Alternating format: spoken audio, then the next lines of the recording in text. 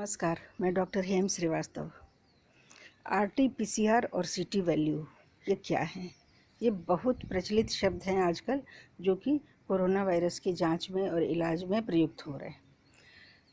RT-PCR, RT मतलब reverse transcription, PCR मतलब polymerase chain reaction.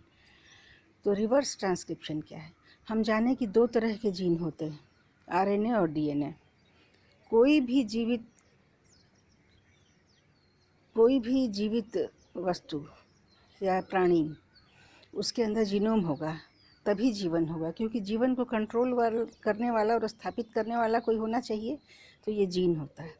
तो वायरस में साधारणतः आरएनए का जीन होता है, आरएनए होता है जीनोम, और आदमी में डीएनए होता है।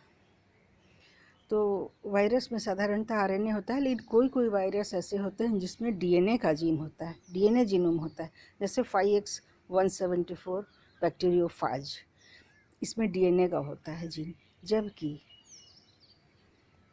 Tobacco mosaic virus, adeno virus, reo virus और कोरोना वायरस में भी आरएनए का जीन होता है। आरएनए और डीएनए में कुछ मूलभूत अंतर है। आरएनए सिंगल स्ट्रैंडेड यानी कि एक धागे का बना होता है, उसमें सिर्फ एक धागे का हेलिक्स होता है, कॉइल्ड धागा जैसा होता है, जबकि डीएनए में दो धागे का कॉइल होता है।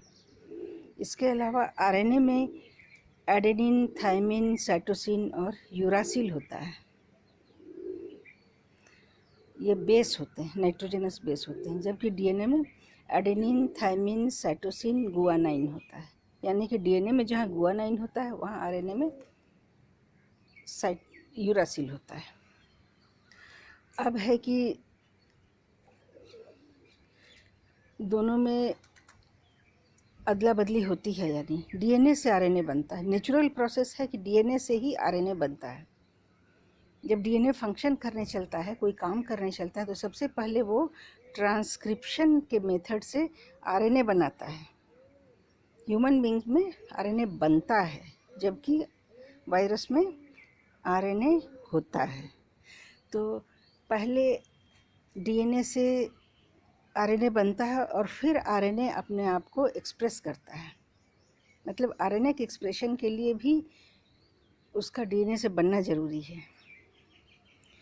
तो इस प्रोसेस को कहते हैं ट्रांसक्रिप्शन, जिसमें कि डीएनए से आरएनए बनता है।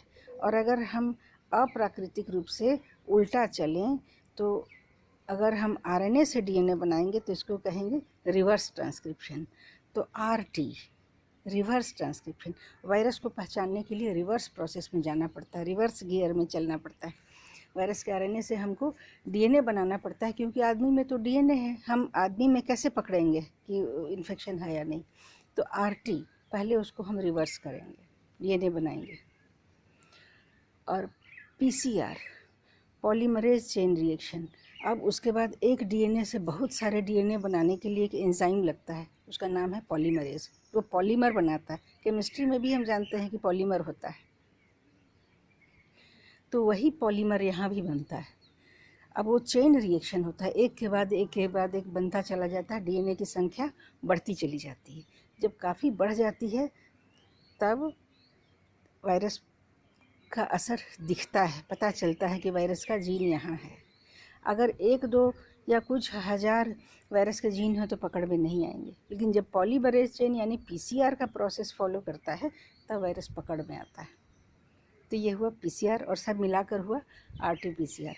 अब सीटी वैल्यू क्या है? सीटी वैल्यू साइकिल थ्रेशहोल्ड, वायरस के साइकिल को पकड़ में लाने के लिए इसका प्रयोग होता है कि कितना अभी वायरस का क्या प्रकोप है। ये सीटी वैल्यू है साइकिल थ्रेशहोल्ड। मतलब साइकिल मतलब उसका चक्र, वायरस का चक्र। थ्रेशहोल्ड मतलब ड्योढ़ी, शुरुआत कहाँ से हुई, पकड़ में कहाँ से आया, वो हुआ थ्रेशहोल्ड।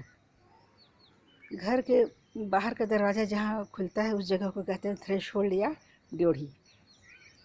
तो ये साइकिल थ्रेशहोल्ड जितना कम होता है, वायरस उतनी खतरनाक स्थिति में है, क्योंकि वो पकड़ में नहीं आ रहा है। तो इसी तरह आरटी-पीसीआर और सीटी वैल्यू दोनों बहुत प्रचलित हैं। सीटी वैल्यू ज़्यादा होने से ये पता चलता है कि वायरस बहुत कम है, और कम होना साधारणतः खतरनाक माना जाता है।